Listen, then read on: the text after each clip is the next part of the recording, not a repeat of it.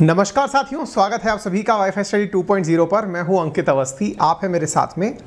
एक न्यूज़ जिसमें दिख रहा है कि बायकटार ड्रोन भारत को नहीं देगा तुर्की। अब ये नाम थोड़ा सा अटपटा सा लग सकता है आपको, लेकिन ये समझ लीजिए कि तुर्की के द्वारा निर्मित एक ड्रोन है। हालांकि आज से पहले आप लोगों ने तुर्की का नाम इस तरह की न्यूज़ में नहीं सुना होगा कि वहाँ के डिफेंस इक्विपमेंट को दुनिया में परचेज किया जा रहा हो, या यूँ कहिए कि भारत के लिए इंपोर्टर नेशंस में, कि भाई कहाँ से भारत अपने लिए डिफेंस इक्विपमेंट मंगाता है, उसमें तुर्की का नाम शायद ही कभी आपने पहले सुना हो। लेकिन फिलहाल के लिए ये सुर्खी में है। सुर्खी इसलिए है क्योंकि यूक्रेन वॉर जो हुआ उसमें तुर्की ने यूक्रेन को अपने ड्रोन्स बेचे थे। अब ये ड्रोन्स क्या होते हैं ये तो मैं आपको एक लाइन में फिलहाल के लिए इतना कह देता हूँ। अनमैन्ड एरियल व्हीकल, जिनमें आदमी खुद ना बैठता हो और हवाई जहाज के रूप में ये उड़ते हों। तो यूक्रेन के द्वारा रशिया के विरुद्ध युद्ध में अनमैन्ड एरियल व्हीकल में तुर्की द्वारा निर्मित बायरक्टार ड्रोन का उपयोग किया गया था।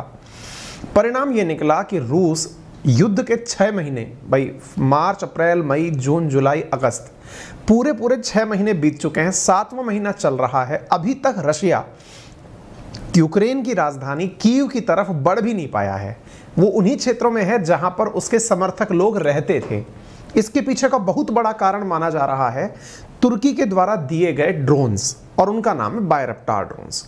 तो जिस विषय पर आज चर्चा हो रही है उसको समझने के लिए आपको फिलहाल के लिए ये बात सबसे पहले पता होनी चाहिए कि एक ऐसे ड्रोन की चर्चा है जिसके बारे में कहा जा रहा है कि ये दुनिया का सबसे बेस्ट ड्रोन कंसीडर किया जाएगा। अभी नहीं किया जा रहा है लेकिन माना जाएगा, क्योंकि जिस युद्ध में सब लोग अपने अपने तरीके दिखाने के लिए आते हैं। रशिया ने भी खूब सारे टैक्टिक्स अपनाए, वॉर टैक्टिक्स अपनाए, कि युद्ध में उसने रशिया के द्वारा कभी father of all bomb use कर लिया, कभी ड्रोन यूज़ कर लिया, लेकिन उसके बावजूद भी वो वहीं डटा हुआ है। तो लोगों के लिए युद्ध जो है ना, वो एक प्रकार से ताकत आजमाइश का एक तरीका होता है कि हाँ भाई इस समय इसकी ताकत इतनी ज़्यादा है ना। ऐसी स्थिति में ये चर्चा निकल के कहाँ से आई कि ये भारत को मिल सकता है या नहीं। हालांकि भारत ने खुद ने नहीं पूछा है कि हमें दोगे कि नहीं दोगे, लेकिन कई बार ऐसा नहीं होता है कि साहब हम इनको नहीं देंगे। आपसे पूछा भी नहीं गया था कि दोगे कि नहीं दोगे, लेकिन फिर भी ठीक है। चर्चा कहाँ से निकल के आती है, तो चलिए चर्चा तक लेके चलते हैं। एक प्रमुख अखबार है, मतलब साउथ एशियन कंट्रीज़ का, उसका नाम है निक्की एशिया। उसको इस बायरक्टार कंपनी के सीईओ के द्वारा एक इंटरव्यू दिया गया। उस इंटरव्यू में उसने कहा कि नो बायरक्टार ड्रोन फॉर इंडिया, कि हम इंडिया को कोई भी बायरक्टार ड्रोन नहीं देंगे। ये इसके सीईओ के द्वारा कहा गया। इसको TB2 के नाम से भी जाना जाता है इस ड्रोन को। Only to brotherly nation like Pakistan, Ukraine, ऐसे देशों को हम अपने द्वारा ये ड्रोन बेचेंगे। ठीक है ना। न्यूज़ में फिर आने लगा कि भारत को झटका लग गया है क्योंकि पाकिस्तान को मिलेगा, जबकि भारत वाला, मतलब शायद भारत सरकार को भी ना पता हो कि क्या हमने मांगा था क्या ये ड्रोन, है ना। पर ये वो वाली बात है, खुद से कह दिया कि हम नहीं देंगे। लेकिन फिर भी इस बहाने ही सही हम थोड़ा जांच लें कि इस मामले में कितना दम है, क्या है ये। चलिए मैं थोड़ा सा बताता हूँ। एक कंपनी है जिसका नाम है बेकार। सुन के ऐसा लगता है, लेकिन इसको सुन करके बायकार, मैं तो बेकार करके प्रोनाउंशिएट करूँगा, आप इसको जो पढ़ना चाहे कर लीजिएगा। बेकर या बेकार, मैं बेकार के नाम से जानूंगा। तुर्की की एक बेकार नाम की कंपनी है। उस बेकार कंपनी के सीईओ हैं, उन्होंने हाल ही में एक इंटरव्यू दिया था। सीईओ कौन है? इनका नाम है हलुक। अब बेकार जो है, इन्होंने कंपनी का नाम रखा बेयक्टार, बेरक्तार, है ना। तो बेकार की कंपनी हयूक बेयक्तार, ये इसके मालिक हैं। इन्होंने बेकार नामक जो कंपनी है उसको अपने भाई के साथ मिलकर चलाया हुआ है। हलूक के भाई का नाम है सलूक। अब ये हलूक का भाई जो सलूक है ना, ये सलूक जो है ये रसप अर्दगन का दामाद है।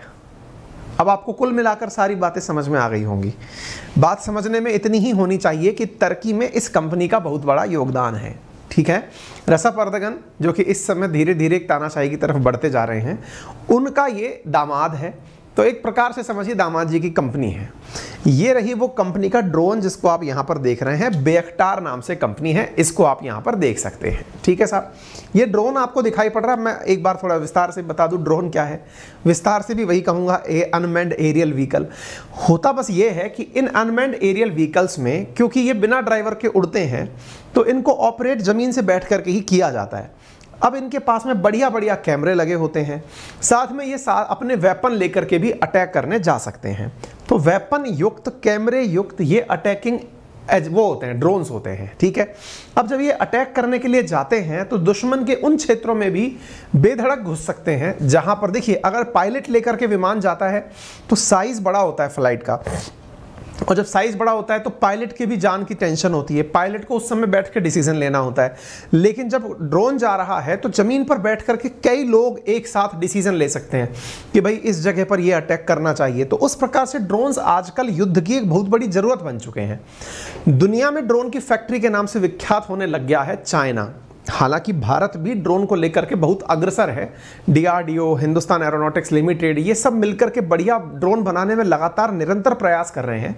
भारत के द्वारा जो हमारे ज्योतिरादित्य सिंधिया हैं, एविएशन मिनिस्टर हैं, वो ड्रोन को लेकर के उसका कमर्शियल यूज़ कैसे अधिक किया जा सके उसकी ड्रोन नीति बनवा रहे हैं। पर मुद्दा ये है कि दुनिया में युद्ध के लिए ड्रोन एक बहुत तगड़ा विकल्प बन के आ गया है। अब ऐसी स्थिति में ये जो बायकटार नामक जो ड्रोन है, इसका नाम TB2 है, ये 4 लेजर गाइडेड मिसाइलों के साथ लगा हुआ है। 320 किलोमीटर के रेंज में ये आसानी से ऑपरेट कर सकता है। 222 किलोमीटर प्रति घंटे की रफ्तार से ये उड़ सकता है। 18,000 फीट से लेकर 25,000 फीट की ऊंचाई पर ये उड़ान भर सकता है, और इसके अंदर ट्रांसमिशन की भी बेहतरीन व्यवस्थाएं उपलब्ध हैं। अब हुआ क्या, यूक्रेन की जो मिनिस्ट्री ऑफ डिफेंस है ना, उनके द्वारा, यदि आपको याद हो तो अप्रैल के समय रशिया का एक जहाज हुआ करता था जिसका नाम था मास्कोवा, है ना, आपको याद है, मैंने पढ़ाया भी होगा।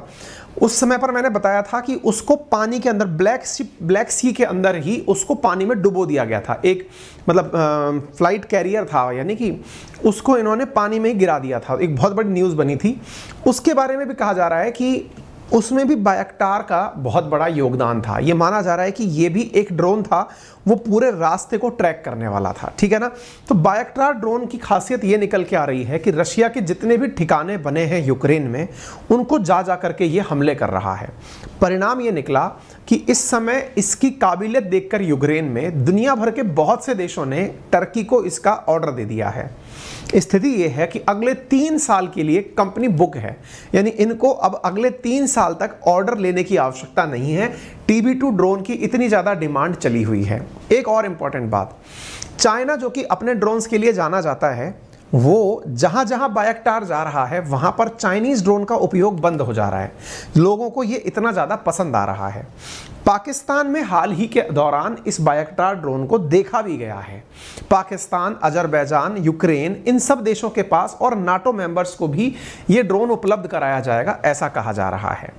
इसके साथ साथ ये जानकारी और भी है कि बायकटार जो है वो अजरबैजान के द्वारा हाल ही में आर्मेनिया के ऊपर भी यूज़ किया गया था। साथियों, इसके साथ साथ और एक चीज़ मैं यहाँ पर बताऊं कि टर्की के द्वारा ये ड्रोन जो है वो सीरिया के द्वारा कुर्दिश लड़ाकों के ऊपर अटैक किया गया था, यानी कि इसने सीरिया में कुर्दिश लड़ाकों के ऊपर यूज़ किया था। एक चीज़ मैं आपको और दिखाना चाह रहा था, वो मेरे पास से मिस हो गई है शायद, जिसमें मैं ये दिखाने का प्रयास कर रहा था कि इनको इनकी काबिलियत के देखते हुए, हाँ ये वाली चीज़ देखिए, आपको यूक्रेन के जो जेलेंस्की हैं, ये बायकटार के जो ऑनर हैं, बेकार कंपनी के जो ऑनर हैं, उनको एप्रिसिएशन देते हुए जेलेंस्की दिखाई पड़ सकते हैं। आप यहाँ पर न्यूज़ पढ़िए, न्यूज़ सितंबर 10 की है, आज से 2 दिन पहले की ही है। जेलेंस्की ने टर्की की जो बेकार कंपनी है उनके CEO को ऑर्डर ऑफ मेरिट यानी शाबाशी वाला एक पदक देकर सम्मानित किया है कि भाई आपके ड्रोन की वजह से हमें युद्ध में बहुत फायदा हुआ। यानी डिफेंस के अंदर एक जबरदस्त इक्विपमेंट बना करके टर्की की इस कंपनी ने दे दिया है। कुल मिलाकर बात यह है कि टर्की जो कि पहले से ही भारत विरोधी राग अलापता है, तो उससे हम उम्मीद भी नहीं कर सकते कि हम उससे ये चीज़ लेंगे। दुनिया भर में इसको लेकर के चर्चाएं बहुत जोर शोर से चल रही हैं। लोगों का मानना है कि 3 साल की वेटिंग है, 3 साल से पहले ये सप्लाई किसी को दे नहीं पाएगा। इस कंपनी का बढ़िया काम बन गया है। हालांकि इंडिया भी इसका कोई ना कोई तो अच्छा विकल्प बना ही लेगा। चाइना ने अपने द्वारा जो भी बनाए हैं फिलहाल के लिए ड्रोन, वो इससे बेहतर नहीं है, ऐसा मार्केट के अंदर निकल के आ रहा है। भारत ने हालांकि दुनिया के बेस्ट ड्रोन में से अमेरिका से एक प्रेडेटर ड्रोन फिलहाल खरीदा है। ये मैंने 3 वीक पहले, मतलब खरीदने की बात कही थी मैंने, खरीद रहा है ना। तो इस प्रकार से ड्रोन भविष्य के युद्ध की नीति बनेंगे। फिलहाल के लिए इतना ही। यदि आपको ये जानकारी समझ में आई हो तो सभी साथियों से शेयर करिएगा। चैनल पर नए हैं तो सब्सक्राइब करिएगा। इस कंटेंट की PDF थोड़ी ही देर में हमारे टेलीग्राम चैनल अंकित अवस्थी सर या GK बाय अंकित अवस्थी सर वेरीफाइड अकाउंट्स पर मिल जाएगी। मेरा रेफरल कोड है अंकित10, जिसका यूज़ करके अनअकैडमी के किसी भी सब्सक्रिप्शन पर आप पा सकते हैं 20% डिस्काउंट। यूपीएससी हो या एसएससी, साथ में यूपीएससी मेंस के अंदर भी फिलहाल टेस्ट सीरीज लॉन्च की गई है। वहाँ पर 14,990 रुपये में आपको मेंस के 30+ टेस्ट दिए जा रहे हैं जिनका प्रॉपर एनालिसिस भी अवेलेबल है। धन्यवाद।